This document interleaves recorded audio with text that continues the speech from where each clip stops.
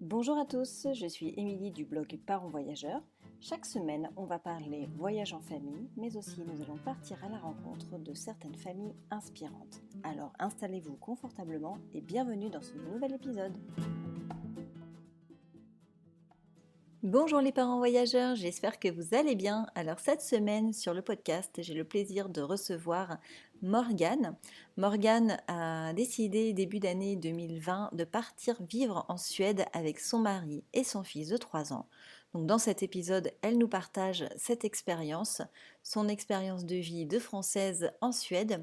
J'espère que cet épisode vous plaira. Je vous souhaite une belle écoute.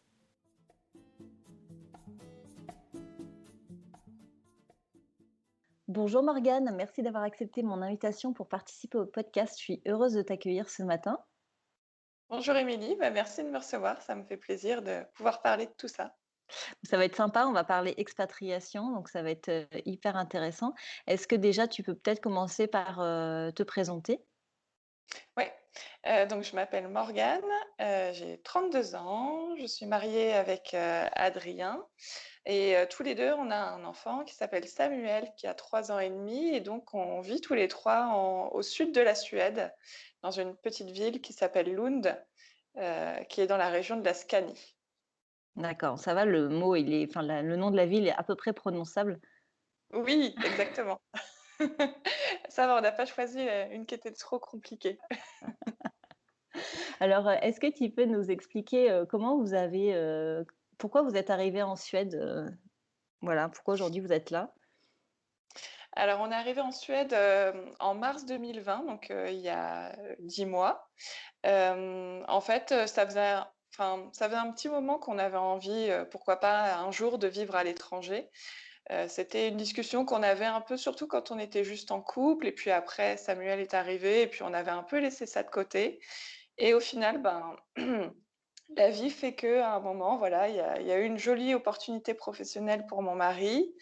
Il y avait aussi l'envie de quitter la région parisienne où on vivait depuis un moment, de se trouver dans un endroit plus connecté à la nature, avec un rythme de vie plus calme. Et puis voilà, finalement, c'était la solution toute trouvée. Ça s'est imposé à nous et puis on s'est dit, allez, partons à l'aventure et puis on verra ce que ça donne. Ouais, donc sans hésitation, vous avez sauté sur l'occasion, quoi. Ouais, disons qu'on s'est posé vraiment la question au moment où mon mari a postulé pour l'offre d'emploi. Et puis on s'est dit, en fait, qu'est-ce qui nous empêche de le faire? Enfin, voilà, ok, on sera un petit peu plus loin de la famille, mais de toute manière, en région parisienne, on avait votre famille très proche. C'est une super opportunité pour nous pour découvrir de nouvelles choses. Ça correspond à ce qu'on recherche en termes de nature, de calme, d'éducation aussi. Et puis, c'est une super opportunité aussi pour notre fils. Donc, finalement, tous les voyants étaient au vert. Ouais, donc vous avez foncé. Bon, c'est chouette. C'est vrai que la Suède, ça fait rêver pour tout le côté. On entend le côté art de vivre, bien-être, enfin voilà. Et à la fois, ça fait un peu peur parce que voilà, c'est quand même un pays où la météo elle est quand même assez rude. Il fait nuit tôt. Comment vous gérez en fait ça parce que la culture elle est vraiment très très différente, je pense. Mm. Alors c'est vrai que la météo, ça a été le point où chaque fois qu'on disait on part en Suède, les gens nous regardaient avec des grands yeux en nous disant mais vous êtes sûrs? La météo, mon Dieu, c'est horrible. Et on se dit en fait on va voir ce que ça donne quoi. Enfin, et au final, donc nous on est vraiment tout au sud de la Suède. Donc déjà je tiens à dire qu'on a eu un très très bel été. Et en fait, ici, c'est vrai qu'il y a beaucoup de, comment dire, d'a priori un peu, mais ici, en ce moment, il fait jour de 8h30 à 15h30. Donc ça va, c'est pas non plus, enfin, c'est pas la nuit polaire, quoi. Ouais. On n'est pas comme au nord. Et par contre, oui, en ce moment, il fait vraiment très, très moche. Donc c'est comme s'il faisait un peu nuit toute la journée, quoi. Enfin, c'est assez sombre. Donc ça, on s'adapte. On a mis plus de décorations de Noël que d'habitude dans la maison. On allume des bougies. Finalement, je trouve que la culture va bien avec la météo parce qu'ils sont super cosy. Il y a un mot ici pour dire ça, c'est le lagom. C'est vraiment ce côté très cosy, très très doux, on prend le temps, voilà, on va aller prendre un fika, une petite pâtisserie avec une boisson chaude dans un café qui est joliment décoré, enfin donc finalement, je trouve que les 2 vont bien de pair et nous, ça nous enfin, moi, je suis hyper gourmande en plus, donc voilà, ça nous convient bien.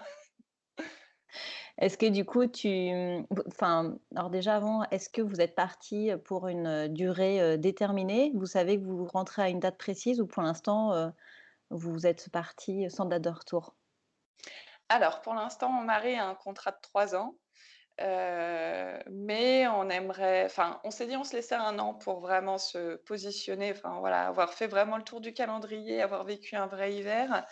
Mais voilà, de plus en plus, on sent qu'on aimerait vraiment rester ici, au-delà des 3 ans. Mmh. Donc voilà, il y a une date de fête, à cause de ce contrat, mais en réalité, nous, on n'a pas forcément dans nos têtes, on n'a pas forcément de date de retour, pour l'instant.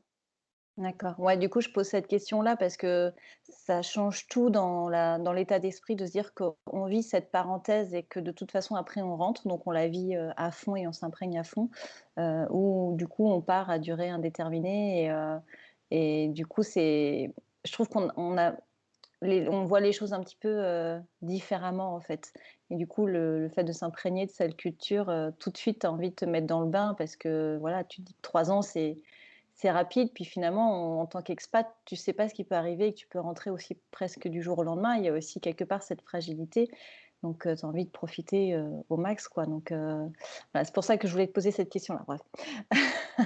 Donc du coup, voilà, vous êtes à fond dans cette nouvelle culture. C'est vrai que ça donne envie. Alors le lagom, c'est un peu comme, le Hajj, de danois, c'est ça? Oui, c'est ça, ouais, c'est un peu ouais, c'est l'équivalent. Mmh. Et est-ce que, donc là, ça fait que 10 mois. En plus, vous avez eu la période de confinement, je pense aussi comme nous, je sais pas trop, tu vas nous en parler. Comment du coup, socialement, tu te sens après 10 mois, dans ce pays? Alors la partie sociale, c'est vrai que c'est une partie un peu compliquée, enfin, c'est une partie où qu'on a tendance peut-être un peu à idéaliser avant de partir en expatriation. Enfin, c'est vrai que moi je m'étais dit, je pense un peu comme tout le monde avant de partir, «Non, ben, moi j'aurai des amis suédois, quoi». Enfin voilà, c'est sûr, j'y vais pour m'intégrer dans la société, pour vraiment les découvrir et puis en fait, bah, on se retrouve, assez rapidement, assez démunis, assez seuls, hein, au début et puis au final, du coup, bon, c'est vrai que le contexte covid, n'a pas aidé non plus, même si ici on n'a jamais été, confinés, de manière stricte. Il y a eu des recommandations qui ont été faites, voilà, de limiter, les interactions sociales, pour mon mari de travailler le plus possible à la maison et cetera, mais on a toujours pu sortir. Donc c'est vrai que bon, ça a quand même été plus facile que si on s'était retrouvé dans un autre pays plus strict et ensuite au final, ben, c'est vrai que se tourner vers la communauté francophone, c'est finalement assez naturel. Ça donne aussi un point d'ancrage parce que bon, bah, c'est vrai que même si on reste dans un pays européen, tout est nouveau, hein, au début, il faut un peu de temps pour atterrir et donc voilà, socialement aujourd'hui, on s'est fait des amis, mais qui sont belges, donc voilà. Bon, il y a quand même un peu d'international, hein, ils sont pas français, même s'ils parlent français. Et puis, bah, moi, je travaille pas encore pour l'instant. Je suis en recherche d'emploi pour le moment, donc c'est vrai que de mon côté, ça reste encore un peu plus compliqué de faire des rencontres, il y a des initiatives qui sont prises, hein, pour faire, se rencontrer les gens, d'un point de vue international, enfin ce qu'on appelle les conjoints suiveurs, mais tout ça est un petit peu en stand-by cette année, à cause du covid. Et ça va, du coup, tu le vis bien pour le moment? Tu te sens pas, enfin cette solitude à un moment elle arrive, tu le vis comment? Tu le vis bien pour le moment? Ouais, ça va mieux enfin, les 1ers mois ont vraiment été difficiles et bah, au début, Samuel n'allait pas à l'école en plus et en fait, venant de région parisienne, même lui a été, pour ainsi dire, choqué. En fait, les premières semaines où on était là, ben, on sortait, hein, tous les 2, on allait, ben, à l'aire de jeu et tout et en fait, il me disait: «Mais maman, pourquoi on est tout seul? Pourquoi il y a personne?» C'est vrai que le temps aussi, quand on est arrivé, la météo était pas terrible, donc mais ouais, le début, on se sent vraiment très, très seul et puis c'est vrai qu'avec le covid qui est arrivé tout de suite après notre déménagement, bah, d'un seul coup, la famille pouvait plus venir nous voir non plus. Donc on s'est vraiment senti isolés et là maintenant, voilà, il y a l'été qui est passé aussi, on a réussi à se faire des amis. Donc même si voilà, pour l'instant, ils sont pas encore très nombreux, mais on sait qu'on a des gens sur qui on peut compter ici. Je pense que du coup, les relations aussi se nouent beaucoup plus vite, du fait que, bah, on est tous isolés un petit peu de notre famille. On a une vraie complicité, une vraie confiance qui s'instaure beaucoup plus vite que ce serait le cas en France. Mm. Et non, du coup, ça va. Et puis maintenant que Samuel va à l'école aussi, bah, c'est vrai que ça me permet de voir, un peu plus de monde. J'ai commencé aussi les cours de suédois, donc pareil, ça me permet de voir du monde, donc ça va. C'est chouette, hein, les cours de suédois, ça doit être coton, quoi. Ouais. C'est pas évident, et puis c'est assez frustrant, hein, de voir le petit bout de 3 ans et demi à côté qui comprend déjà tout après, 2 mois et demi d'école et puis moi qui galère pour aligner 3 mots, mais bon, ça se fait, Pe ça se fait. petit à petit et donc du coup, les Suédois, ils parlent quand même anglais, je suppose, non? Ouais, Tu ça c'est quand pour, même, ouais, c'est le côté très pratique, ici, c'est que, tout le monde parle anglais. Donc c'est vrai que je me suis jamais retrouvée dans une situation d'incompréhension totale avec quelqu'un parce que, même les personnes très âgées et tout le monde switch, très rapidement en anglais. Mon mari, travaille dans une entreprise, européenne, donc la langue officielle de l'entreprise est l'anglais et c'est assez étonnant, hein, le nombre d'annonces, de travail, que je vois en anglais, là où en France, on serait exclusivement sur du français. mmh, mmh mh. Ouais, du coup, c'est plus facile, du coup, peut-être pour toi de parler avec les autres mamans de l'école et cetera pour, tisser justement ce réseau avec les locaux finalement? Ouais, ouais, complètement. Que Et c'est puis c'est vrai qu'avec les maîtresses, c'est aussi pratique de pouvoir échanger en anglais, de savoir un peu ce qui se passe, à l'école. c'est clair. Et donc du coup, pour Samuel, vous avez fait le choix de le mettre, du coup, en école locale et vous n'avez Ouais. pas, opté pour, le lycée français? Enfin, l'école française? Alors à Lund, et même à Malmö, il y a pas d'école française. Enfin, il y a quand même une école, Montessori qui est, trilingue, français, anglais, suédois, mais qui est du coup très, très demandée. Sinon, il y a une école internationale à Lund, beh, du coup, qui fonctionne en anglais et nous, on a choisi de le mettre, bah, dans la petite école de quartier, voilà, l'école suédoise parce qu'on avait envie, encore une fois, de vraiment s'intégrer, de vraiment, vivre le truc à fond. En plus, bon, bah, voilà, là, c'est hyper pratique, hein. En 10 minutes, je l'emmène en vélo, c'est une toute petite école, on a eu, la possibilité en plus de parce qu'ici, on choisit son école, donc on a eu la possibilité de visiter, les différentes écoles autour et on avait eu un super bon contact, avec les professeurs donc voilà, ça c'est finalement ça le choix s'est imposé à nous, enfin, ça a été un choix assez facile à Mmh. faire. Et du coup, c'est aussi suédois-anglais ou c'est full suédois? Full suédois, pour l'instant. Waouh! Ouais. Après, ils intègrent un petit peu, d'anglais, enfin voilà, comme ils sont vraiment Oui. très anglophones, il y a des mots, hein, qui vont intégrer en anglais. En plus, c'est une école où il y a vraiment beaucoup de nationalités différentes. Donc, avec des enfants qui sont plus à l'aise en anglais, ils vont, bah, parfois utiliser l'anglais. Après Samuel, voilà, parlait, aussi autant anglais que suédois à la base, donc, vraiment il connaissait que bonjour, au revoir dans les 2 cas.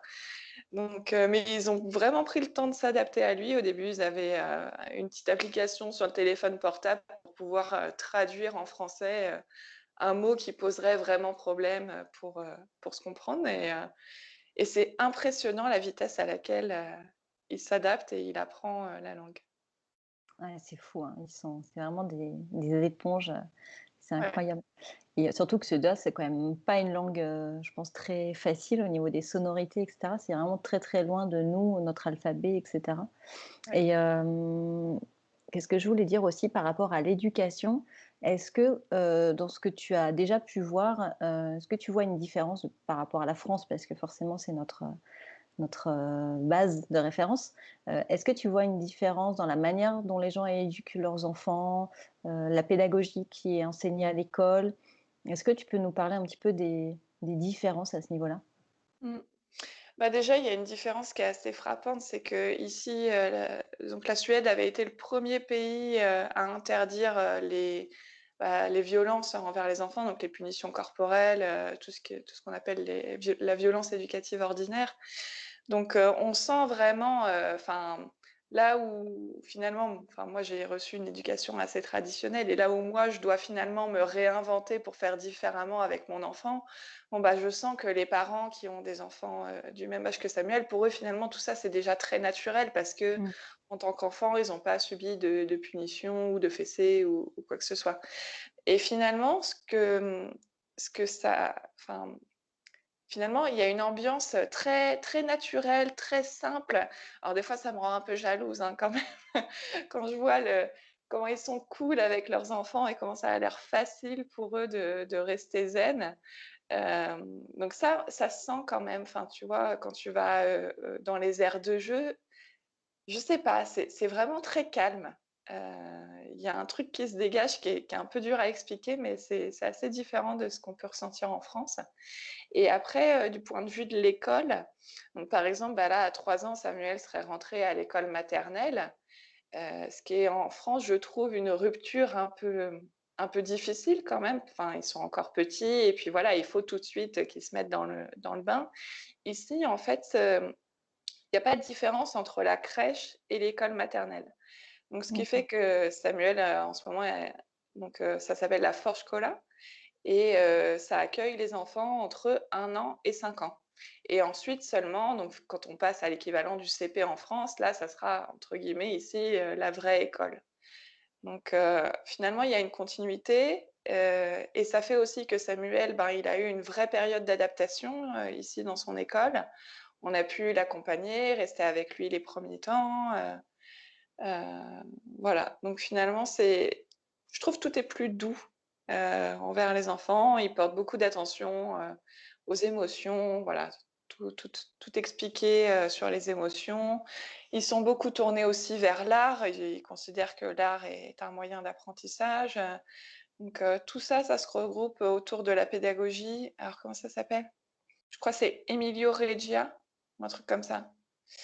Je Heu connais pas du tout. Ouais, en fait, ça ressemble un peu à Montessori, hem et toutes les écoles, enfin, il me semble, la plupart des écoles, en tout cas, suivent cette pédagogie. Voilà. D'accord. Ah, c'est intéressant. C'est intéressant à savoir. Ouais. Ou Reggio Emilia. D'accord, je regarderai pour mettre dans les notes de l'épisode, Oui, désolée, ouais, j'inverse un ouais, peu les ouais, syllabes ouais. peut-être. Il y a pas de souci, je vais retrouver et c'est hyper intéressant, du coup, ce point de vue. Est-ce que tu as l'impression que, par rapport au rythme de vie alors, là, en ce moment, c'est vrai que c'est un peu différent parce qu'avec le covid, je pense que tous les pays ont un peu réorganisé leur manière de travailler, mais entre le rythme de vie professionnel et le temps consacré à la famille, est-ce qu'il est vraiment, parce on idéalise vachement, en fait, les pays du Nord à ce niveau-là, où les papas sont vachement impliqués dans la vie familiale et cetera. Est-ce que tu trouves que le rythme de vie, il est vraiment tel qu'on le décrit, ou en tout cas tel qu'on l'imagine? Hem, alors c'est toujours dur à enfin, tu vois, c'est vrai qu'on idéalise vraiment beaucoup. Après, il y a vraiment beaucoup de choses qui sont faites ici pour l'équilibre familial. Déjà, rien que le congé parental, donc c'est 240 jours, pour chaque parent. Ah Donc ouais. heu, donc voilà, alors je ne le connais pas dans le détail, hein, les règles de prise de ce congé parental parce que, ben, nous, de fait, Mmh. Samuel est né en France. Mais même s'il est né en France, on a le droit encore aujourd'hui à des jours, pour Samuel. Donc là, si mon mari veut se mettre, en congé parental pendant quelques mois, par exemple, il le peut. Après, c'est pas un congé parental rémunéré à 100. Peut-être sur le début, ça je saurais pas trop dire, mais en tout cas, là, maintenant, à l'âge de Samuel, on n'est pas sur du 100. Donc voilà, encore une fois, c'est toi aussi qui fais tes choix. Bon, ça reste bien rémunéré par rapport à ce qu'on a en France, hein, où c'est vraiment pas grand-chose. Ensuite, le rythme, de travail, oui, est quand même assez souple. Enfin, par exemple, Samuel, quelques semaines après sa rentrée, sa maîtresse, voulait faire un petit point avec nous pour voir comment, ça se passait. Bon, bah, en fait, il y a pas de souci pour Adrien de dire à son employeur, je dois prendre une petite heure, pour aller parce que c'était au milieu de la journée, hein, je dois prendre une petite Mmh. heure pour aller voir la maîtresse et puis je reviens après et en fait, voilà, il y a pas de souci, quoi. C'est assez souple et puis après, oui, il finit quand même, plus tôt, qu'en France. Donc c'est vrai qu'on a des vraies soirées, enfin, à partir de 17h, on est tous les 3 et on peut tous, profiter de notre soirée. Ouais, ça, c'est quand même chouette. Ouais, c'est vraiment cool. Ouais. Parce qu'en France, c'est vrai que le présentéisme, peut Mmh. poser problème. Du coup, ça perturbe vraiment l'équilibre, familial et on entend toujours parler, des pays du Nord, comme quoi ils sont assez en avance sur ça et c'est vrai que ça fait un Mmh. petit peu rêver quand même. Hem, sur ton Instagram, tu sensibilises beaucoup, les mamans sur, la dépression postpartum. Donc c'est un sujet qui te tient à cœur. Est-ce que, on va pas en parler dans le détail, mais du coup, je voudrais juste essayer de l'inclure par rapport à ton expatriation, parce que du coup, tu avais fini cette dépression avant de partir. Comment ça s'est goupillé, en fait, ce départ avec cette fin de dépression? Et est-ce que du coup, c'est 2 questions en une. Et est-ce que du coup, le fait de partir et de t'isoler un petit peu, tu as pas eu peur de quelque part de rechuter ou voilà, comment ça s'est goupillé en fait, cette dépression et cette expatriation? Alors oui, effectivement, j'étais sortie de ma dépression, ça faisait quand même un moment que j'étais bien, au moment où on est partis. Hem, Après j'avais toujours, hein, avant de partir et j'ai toujours, même encore aujourd'hui, un suivi psychologique donc j'ai toujours ma psychologue aujourd'hui. On est passé sur des consultations par Skype, mais de toute manière, bon, c'est un peu le cas même pour Mmh. ces patients en France, avec le contexte. Donc c'était important pour moi d'avoir quand même cette, stabilité-là, de me dire, j'ai quand même encore, voilà, une personne qui connaît toute mon histoire, qui commence un peu à savoir aussi comment je réagis, dans certaines situations. Donc ça m'a bien aidée et ensuite, l'expatriation, finalement, enfin, je pense que la dépression a aussi joué, hein, dans la prise de décision parce que, on a tous les 3 vécu un truc tellement difficile qu'on s'est dit: «Ben, c'est aussi une chance, de tourner la page et puis de vivre un truc, tellement cool après avoir traversé le pire» et j'ai pas trop eu peur, de m'isoler et enfin, de rechuter. Enfin, j'étais dans tous les cas à un moment où la rechute ne me faisait plus peur. Pour autant, comme je le disais tout à l'heure, les 1ers mois, enfin vraiment, les 1ers mois en tant qu'expatrié sont quand même plus difficiles, que ce qu'on imagine avant de partir. Donc voilà, ça a été quand même un petit peu dur, hein, le fait, de se retrouver, isolé, assez seul, d'être aussi tout le temps avec Samuel, hein. C'était une situation que j'appréhendais un petit peu parce que, ben, au pire de ma dépression, il y a eu des moments où j'étais pas capable de m'occuper de lui. Heu et aujourd'hui, bah, avec le recul, je suis hyper fière, quoi. Je me suis occupée de lui pendant 6 mois non-stop. On a tissé une nouvelle relation, on a, découvert ensemble ce nouveau pays et tout, donc c'est cool. Mais après, ouais, je pense que c'était important que je conserve quand même ce lien avec ma psychologue et ça m'a vraiment aidée à voilà, à affronter, Mmh. pas à affronter, mais à vivre cette nouvelle étape, le plus sereinement possible. Ouais, c'est chouette parce que c'est vrai que, quand tu pars comme ça, tu perds tous tes repères, tu es complètement Mmh. chamboulé, et c'est vrai que ça fragilise un petit peu, la situation même familiale, mais même perso donc mais du coup, c'est Ouais. top parce que vous avez pu, du coup, renouer, enfin renouer une relation, proche avec ton fils et puis, du coup, partir dans cette nouvelle aventure, Mmh. positive, quoi. Donc Ouais. ça, c'est chouette. Alors, toi, aujourd'hui, au bout de 10 mois, d'expatriation, hem, comment tu te sens, à la fois dans ta recherche d'emploi, à la fois dans cette, découverte perpétuelle de ce nouveau pays? Heu, Comment tu te sens et comment tu arrives à te positionner justement à la fois ce côté conjoint suiveur, mais surtout, toi en tant que de femme, ta carrière professionnelle, et à la fois te dire que tu as tout devant toi, toute cette découverte, comment tu te sens et comment tu envisages la suite? Bah, là, du coup, moi, ça fait quelques mois que j'ai commencé à chercher du travail. Bon, je pense que le contexte, covid, n'aide pas forcément, mais Mmh. c'est assez compliqué, hein, quand même. Il y a des moments un peu de désespoir. C'est bon, c'est peut-être un peu fort, mais au moins, il y a un truc qui est cool ici, c'est que quand on postule à une offre, on a une réponse, ce qui est pas toujours le cas en France et qu'en général, on a une réponse assez rapide. Bon, néanmoins, je pensais que ça serait alors je pense encore une fois, on idéalise peut-être, hein, j'en sais rien, mais et puis c'est important pour moi. Je pense que c'est ça aussi, c'est un truc qui est important pour moi, donc des fois c'est un peu difficile de me dire: «Bon, allez, ça va presque faire 1 an qu'on est là, j'ai pas de travail», voilà, c'est vraiment une envie pour moi et je pense que voilà, quand j'aurai un travail, disons que l'expérience sera un peu complète et vraiment, je me sentirai complètement épanouie, dans tout ça. Mmh. Je pense aussi, ça vient compléter ce qu'on discutait tout à l'heure, hein, sur les relations sociales, voilà, d'avoir moi Ouais. aussi mes propres relations, d'avoir, des collègues, avec qui, passer la journée. Ça me manque un petit peu. Après, je suis super contente d'apprendre le suédois, j'ai commencé il y a 1 mois à peu près. Donc voilà, ça m'a offert aussi une petite bouffée d'oxygène de me dire: «Bon, je passe pas juste mes journées à chercher du travail». J'apprends aussi quelque chose en attendant et ça, c'est stimulant. Mmh. Hem, donc voilà, disons que c'est le petit point, qui me manque pour vraiment me sentir épanouie. Parce que sinon, vraiment de plus en plus, on se sent vraiment chez nous. Et puis le truc cool quand même quand on est expatrié, c'est que, bah, on est vraiment touriste chez soi, quoi. Enfin, Mmh. tous les week-ends, il y a des nouvelles choses à découvrir et ça, c'est super excitant. Ouais, ça c'est vraiment le point, super positif. Mais après, tu vois, par rapport à ta recherche d'emploi, tu es vraiment que au début, quoi.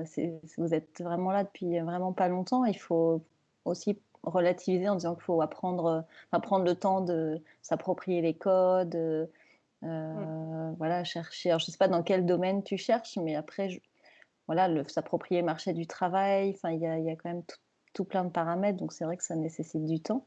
Et du coup, tu parles couramment anglais? Tu parlais déjà couramment anglais avant de venir? Ouais, ouais, ouais, je parle couramment D'accord. anglais.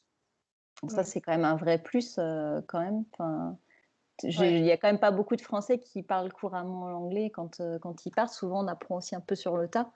Donc Mmh. c'est vrai que chaque chose, en son temps.